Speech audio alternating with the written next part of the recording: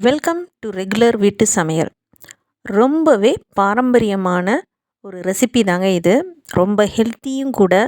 பசி நேரத்தில் இதில் ஒரு 4 உருண்டை எடுத்து சாப்பிட்டு தண்ணி குடித்தா அவ்வளோ ஹெல்த்தியாகவும் ஃபில்லிங்காகவும் இருக்குங்க. இதை செய்கிறதுக்கு ஒரு அடிகனமான பாத்திரத்தில் ஒரு 1/2 கிலோ போல் பச்சை பயிறு, நம்ம சூப்பர் மார்க்கெட்லலாம் வாங்கினோம் அப்படின்னா சுத்தம் பண்ண தேவையில்லை. அப்படி இல்லை அப்படின்னா சுத்தம் பண்ண பச்சை பயிறு எடுத்து அடிகனமான பாத்திரத்தில் போட்டு நல்ல பொறுமையாக லோ மீடியம் ஃப்ளேமில் மினிமம் ஒரு 15 நிமிஷமாவது நம்ம கைவிடாமல் வறுத்து எடுத்தால் இது எல்லாமே ஒன்று போல் ஒரே மாதிரி ப்ரௌனிஷ் க்ரீனாக சேஞ்ச் ஆகி இந்த மாதிரி கிடைக்கும். பார்த்திங்கன்னா ஒன்று போல் ஒரே மாதிரி கலர் சேஞ்ச் ஆகிருக்கு.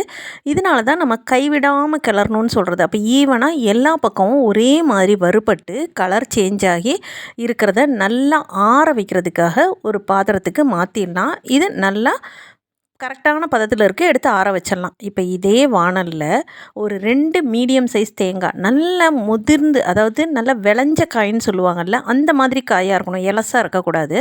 அந்த காயை ஒன்று போல் திருவிக்கணும்.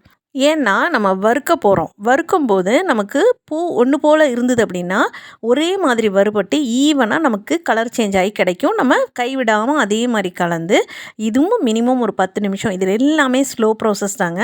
நம்ம எந்த அளவுக்கு ஸ்லோவாக இதை மிதமாக நம்ம செஞ்சு எடுக்கிறோமோ அந்த அளவுக்கு இது லைஃப் இருக்கும். ஒரு 8லேருந்து 10 நிமிஷம் இதே மாதிரி கிளறிட்டு இருக்கும்போது தேங்காய் நல்லா ட்ரை ஆகி உதிரியாக நல்லா வந்துட்டு கலர் சேஞ்ச் ஆகியிருக்கும்.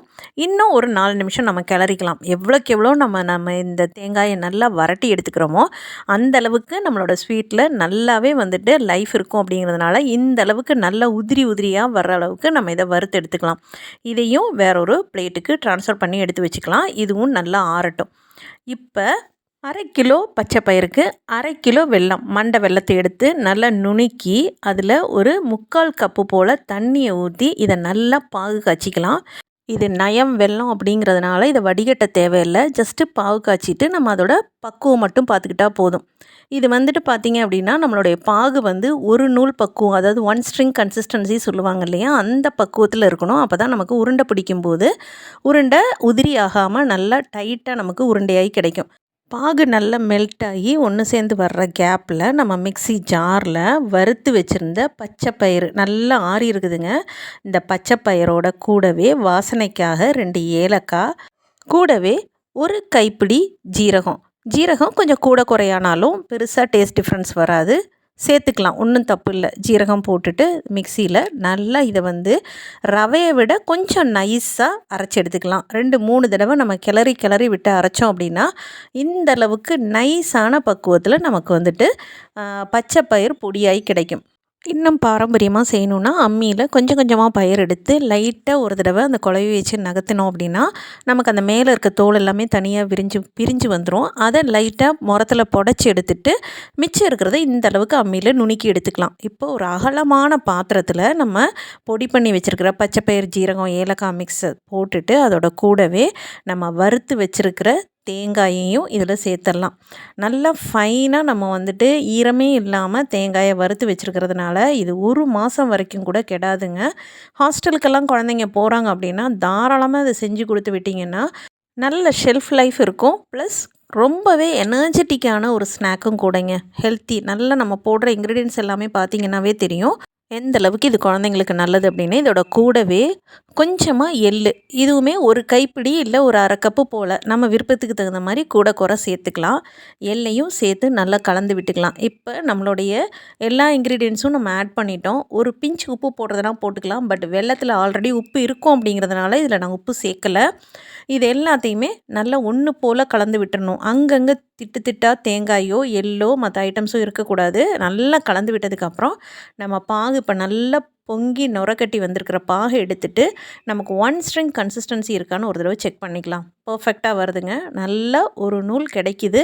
இப்போ அடுப்பை ஆஃப் பண்ணி பாகை கொஞ்சம் கொஞ்சமாக நம்ம ரெடி பண்ணி வச்சுருக்கிற, அதாவது கலந்து வச்சுருக்கிற அகலமான பாத்திரத்தில் இருக்கிற மாவில் ஊற்றிட்டு, இந்த பாகோட சூடு டெம்பரேச்சர் அப்படிங்கிறது வந்து ரொம்ப ஹையாக இருக்கும். அப்படிங்கிறதுனால லைட்டாக நம்ம கரண்டியாலேயே இதை நல்லா கலந்து விட்டுட்டு பிகினர்ஸாக இருந்தால் இந்த சூடு பொறுக்க முடியாது அப்படிங்கிறவங்க கொஞ்சம் பச்சரிசி மாவை சைடில் வச்சுட்டு அதை தொட்டுட்டு இந்த மாதிரி உருட்டிக்கோங்க, பர்ஃபெக்டாக கிடைக்கும். இல்லை ஓரளவுக்கு ஆற வச்சே நாங்கள் உருட்டிக்கிறோம் அப்படிங்கிறவங்க இதே மாதிரி நம்ம கொஞ்சம் கொஞ்சமாக ஆறின மாவை இதில் கலந்து பாகை ஊற்றி நம்ம பிடிச்சி எடுத்துக்கலாம். உருண்டை ரொம்பவே பர்ஃபெக்டாக வருங்க. இதை ஒரு நாள் அப்படியே வச்சிடலாங்க. ஒரு சிலருக்கு என்ன தோணும், மொத்தமாக அந்த பாகை இதில் ஊற்றி மொத்தமாக நம்ம கலந்து வச்சுட்டு கொஞ்சம் கொஞ்சமாக பிடிக்கலாமே அப்படின்னு தோணும். பட் அப்படிலாம் செஞ்சிங்க அப்படின்னா கண்டிப்பாக நம்ம இவ்வளோ மெனக்கட்டு ஸ்லோவாக இந்த வேலை செஞ்சதுக்கு அர்த்தமே இல்லாமல் போயிடுங்க. ஏன்னா உங்களுக்கே தெரியும், நம்ம பாகோட தன்மை அப்படிங்கிறது ஆற இறுகும். நம்ம எல்லாத்தையுமே ஒன்றா பிசைஞ்சு வச்சு உருண்டை போட ட்ரை பண்ணிங்கன்னா பாதி உருண்டை உருட்டிக்கிட்டு இருக்கும்போதே நமக்கு மிச்சம் இருக்கிறது அப்படியே இறுகிடும். திருப்பி அந்த மிக்ஸை எடுத்து வச்சு நீங்கள் சூடு பண்ணி தான் மிச்சத்தை உருட்டுற மாதிரி இருக்கும். அதை விட பெஸ்ட்டு நம்ம கொஞ்சம் கொஞ்சமாக கலந்துவிட்டு எல்லாத்தையும் உருட்டி எடுத்து வச்சுக்கலாம். எடுத்துட்டிங்கன்னா இந்த அளவுக்கு நமக்கு எல்லா உருண்டையும் பர்ஃபெக்டாக வந்துடும். எல்லா உருண்டையும் உருட்டி முடித்ததுக்கப்புறம் ஒரு அரை டம்ளர் போல் பாகு மிச்சம் வந்திருக்குது. இப்போ மொத்தமாக செஞ்சுருந்தோம் அப்படின்னா ரொம்ப லூஸாக போயிருக்கும். நமக்கு எல்லா உருண்டையும் ஒன்று போல் உருண்டு வந்திருக்கு. இந்த உருண்டை ரொம்பவே ஹார்டாக இருக்குங்க. இந்த உருண்டை வந்துட்டு பார்த்திங்க அப்படின்னா 1 டே, அதாவது மினிமம் 8 ஹவர்ஸாவது நம்ம இப்படியே விட்டுறணும். ஒரு கண்டெய்னரில் போட்டு விட்டுருங்க. உடனே இதை நம்ம எண்ணெயில் போடக்கூடாது.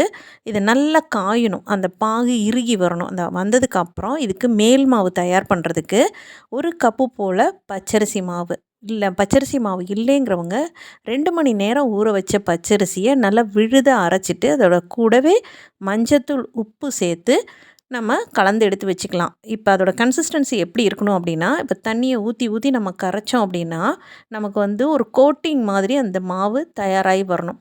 இப்போ பச்சரிசி மாவில் நமக்கு தேவையான அளவு தண்ணி ஊற்றி நம்ம கரைச்சி எடுத்துக்கலாம். அரிசி அரைச்சி எடுக்கிறவங்களுக்கு ஜஸ்ட் மஞ்சத்தூள், உப்பு மட்டும் போட்டு நல்லா விழுத அரைச்சி இந்த கன்சிஸ்டன்சி கொண்டு வந்துக்கோங்க. இப்போ மாவு தண்ணி அரிசி மாவை பொறுத்து தண்ணி எவ்வளோ தேவைப்படுதோ அதுக்கு தகுந்த மாதிரி ஊற்றி நம்ம அந்த ஃப்ளோயிங் கன்சிஸ்டன்சி மட்டும் செக் பண்ணி இந்த மாவை கரைச்சி எடுத்து வச்சுக்கலாம்.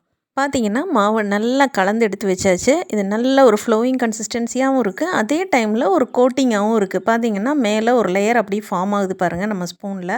இந்த கன்சிஸ்டன்சி பர்ஃபெக்டாக இருக்கணும். இந்த மாதிரி இருக்கும்போது நம்ம இதை ஒவ்வொரு உருண்டையாக இந்த அரிசி மாவில் போட்டு நனைச்சி நல்லா காஞ்சிருக்கிற எண்ணெயில் நம்ம போட்டு எடுத்துட வேண்டியதாங்க. இதில் வேகிறதுக்கு எதுவுமே இல்லை. அதனால் எண்ணெய் நல்லா சூடாக இருக்கும்போது ஒரு ட்ராப் மாவு விட்டோம் அப்படின்னா டக்குன்னு மேலே எழும்பி வரணும். அந்த சூடில் இருக்கும்போது நம்ம உருண்டைகளை டிப் பண்ணி அதில் ஆட் பண்ணிடலாம். எண்ணெயில் போட இது எல்லாம் போய் ஒன்றோட ஒன்று சேர்ந்து ஒட்டிக்குங்க அந்த பச்சரிசி மாவோட பசைக்கு. அதனால தான் இதோட பேர் இது போய் சேர்ந்துக்கிறதுனால தான் இதோட பேர் முந்திரி கொத்து அப்படிங்கிறத சொல்லுவாங்க.